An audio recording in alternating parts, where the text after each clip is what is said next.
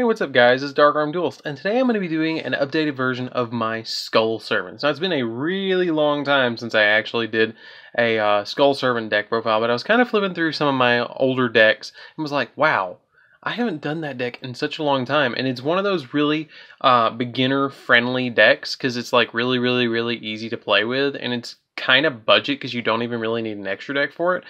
But really enjoy this deck, can make really big monsters, and it OTKs like crazy. But before we get into the video, guys, don't forget to like, comment, subscribe, hit that bell right down there, and so you can come part of the notification squad, and don't forget to like, comment, subscribe. So let's get straight on to the deck profile. So one thing to note is this deck actually is one of the first ever kind of archetypes, because it plays around the old LOB normal monster Skull Servant, if you guys aren't familiar with it. And Skull Servant is just the flavor text reads, a skeletal ghost that isn't strong but can mean trouble in large numbers. And that is very true for the deck. And that's a very good summary of how this deck kind of plays. So first off, we're going to play 3 copies of Skull Servant itself. You kind of need 3 copies of this, at least 2 copies of this to play the deck, because there's a couple of cards that revolve around sending it from the deck to the graveyard. And I just really like how he's kind of like saying hello in the picture. Just really cool. So let me play the beat stick of the deck in the big boss monster of the deck, and that's King of the Skull Servants. Now, King of the Skull Servants is the big like boss monster of the deck that he's like, come at me, bro, standing up there on the pile of his brethren's corpses. But his effect is like, he's like the survival of the fittest, like the Highlander or something like that, standing up there. But the original attack of this card becomes equal to the number of Skull Servants in your graveyard, and a bunch of your monsters actually have the name Skull Servant or count as Skull Servant when in the graveyard. You play 18 monsters in this deck that have the name Skull Servant, so he can get up to 17,000 attack, because if he's on the field, he does not count. He also has the effect of when this card is destroyed and sent to the graveyard as a result of battle, remove from play one other King of the Skull Servant or Skull Servant card in your graveyard and special summon this target. Usually that effect does not come into play because he's not going to get destroyed by battle anyways, but that's his other effect. So let me play 3 copies of White Prince. Her effect is really interesting. Her name becomes Skull Servant while it is in the graveyard, and if this card is normal or special summoned, you can send one White Prince from your deck to the graveyard. During either player's turn, you can send this card from your hand to the grave. All monsters currently on the field lose attack equal to their level/rank times 300 until the end phase of the turn. The only thing that sucks about this is it doesn't tie into Link monsters, but she's really good and ties into White Prince. So it's kind of like the kids of Skull Servant, which is the White Prince. White Prince is really interesting in the deck because he's kind of like the best one besides King of the Skull Servant. His effect is that if he is sent to the graveyard, you can send a Skull Servant and 1 Lady in Right, which is his parent essentially, to the graveyard from your hand and or deck to the grave. But the really good effect about him is that you can banish 2 Skull Servants and this card from your graveyard to special summon a King of the Skull Servant from your deck. And he also counts as Skull Servant when he's in the grave, which is really good because he gets our attack way up there. Then we play 3 copies of the Lady in White or the Lady in Right. Face up level 3 or lower zombie monsters you control, except her, cannot be destroyed by battle, which is really good because it protects our King of the Skull Servant while we're kind of getting him a little bit bigger. She's an okay first turn play by setting her and then getting her flipped face up to kind of OTK your opponent. Her other effect is that they're unaffected by card effects of spell and traps, which is kind of great because it makes them kind of like it makes it where they can't like mirror force or any kind of mirror force your King of the Skull Servants when you normal summon it. So it's really good to get her on the field first, then go in for the kill with King of the Skull Servants. So then we play 3 copies of White Mare. This card's really good.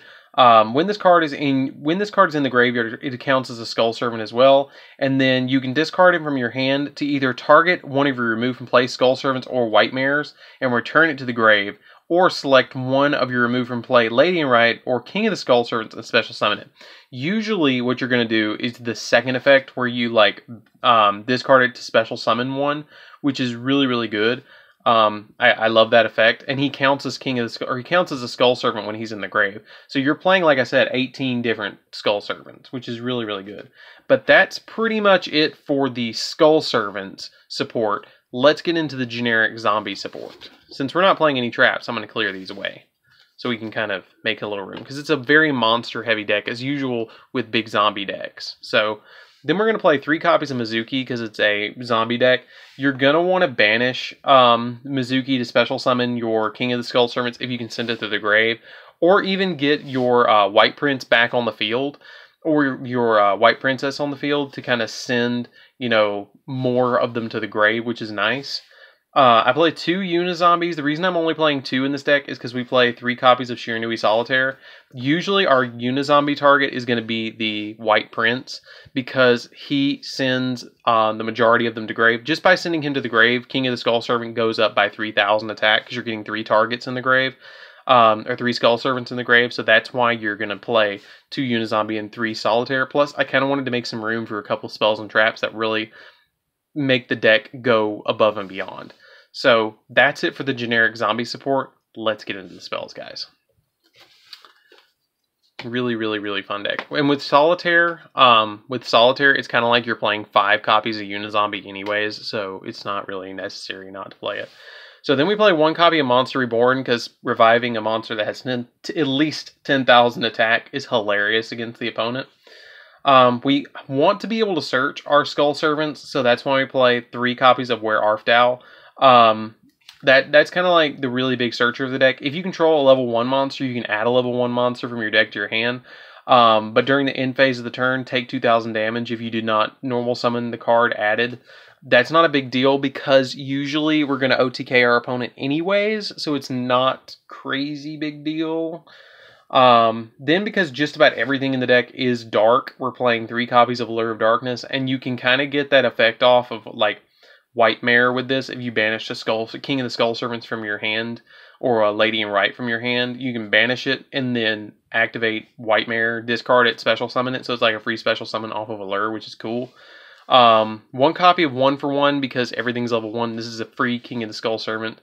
And if you discard White Prince, he comes out at 3k, which is really, really good first turn, because normal summoning a 3k monster is just nuts. 1 Foolish Burial. Again, White Prince needs to go to grave as quickly as possible. 2 Book of Life, because 3 Monster Reborns is kind of cool. And so that's why I play it. You can target a zombie in your graveyard and 1 monster in your opponent's graveyard, banish the one in your opponent's graveyard, and special summon the one you targeted, which is nice. And then 2 copies of Burial from a Different Dimension. This is kind of like really, really good, because you want to be able to bring back your Skull Servants from the banish pile, because if you do, he just gains more attack. Then we play 2 copies of Twin Twister. Twin Twister is kind of like your failsafe in this deck. You want to discard your Skull Servants and get them to the graveyard as quickly as possible. So that's why we play it. And plus, on top of that, by discarding them, you're getting more attack points on board. And on top of that, you're making it so it's safe to OTK your opponent. Like, if you get a Skull Servant up to 10,000 attack, which is pretty easy to do in this deck, because there's a lot of like ways to get them in grave, it's going to be over very fast. This deck OTKs like crazy, and like I said, it's very beginner friendly. So like you can hand this deck to somebody who hasn't ever really played Yu-Gi-Oh and explain how the basic concept of the deck works. Don't give them an extra deck, and they can learn how to play with this deck. It's super easy to play. That's it for the spells. We don't play any traps in this deck, so it makes the deck even easier. But really, really fun deck. I'll show you guys the extra deck. You don't necessarily need the extra deck, but it does come into play from time to time. So we start off with 1 Beals because we're playing Unizombie, and it never hurts to have Beals in the extra deck when you can make it. 1 Psyframe Psyframe Lord Omega, because it's a zombie deck and you can make it. 1 Borreload, just for those situations that you can make Borreload. Soryuja, because Soryuja is Soryuja and you want to be able to draw a bunch. I play a Summon Sorceress. If you can't play Summon Sorceress because you're in the EU, don't worry about it. It's not a big deal. play something else in this place. Maybe like Firewall Dragon or something like this. But this card's pretty darn good in Skull Servants because you make it and then you get to special summon something, which is nice because you get to special summon any of your Skull Servants, which is really, really, really cool. One Nightmare Unicorn because it's Nightmare Unicorn. One Nightmare Phoenix because it's kind of Nightmare Phoenix. Cerberus because you can. This is the one card that I really recommend that you actually get a hold of and play in the extra deck. And that is Vampire Sucker. This card is like super good in any zombie deck whatsoever. Her effect is basically if a zombie monster is special summoned from either graveyard, you draw a card, which is really cool. That's the big thing that you can do in this, deck. Also, you can target one monster in your opponent's graveyard and special summon it to your opponent's field and defense position. That's not really crazy, but if you need that draw and she's on your field, you might as well do that. Then for the final cards, I play one Nightmare Goblin because I like having the extra normal summon. Two Link Spiders because we play Skull Servants and their vanillas, and I might have them on the field and want to summon this to get them engraved to make my king go up higher. One Link Karibo. Again, this is going to get reprinted very, very, very soon, if it hasn't already by the time I drop this video. So don't worry about that one. But everything's a level 1, so you might as well play Link Karibo. And then my only XYZ that I play is Princess Sprite because you can basically mill a card off the top of your deck, which is really, really, really good. If you hit the White Prince, you basically just sent 3 Skull Servants from deck to gray, which deck bends. But that's pretty much it, guys. Again, I emphasize this a lot. The only ones that I actually in playtesting go into a lot is Psyframe, Vampire Sucker, and maybe one of the Nightmares, and Summon Sorceress. Like, those are the ones that I go into, but you don't have to have Summon Sorceress. Like I said, you don't even need really an extra deck for this deck. Like, it's that good, and it's that, like, main deck reliant that you don't need it. But it's good to have. But anyways, guys, this is DarkArmedDuelist. I hope you enjoyed this deck profile. I really enjoyed taking it. It's been a long time since I took Skull Servants. Really funny deck, really interesting. I know there's some funny memes out there of Skull Servants. So, anyways, guys, don't forget to like, comment, subscribe. Hit that bell down there so you can become part of the notification squad. And don't forget to check out my Patreon. And I'll see you guys in the next video. See you around, guys.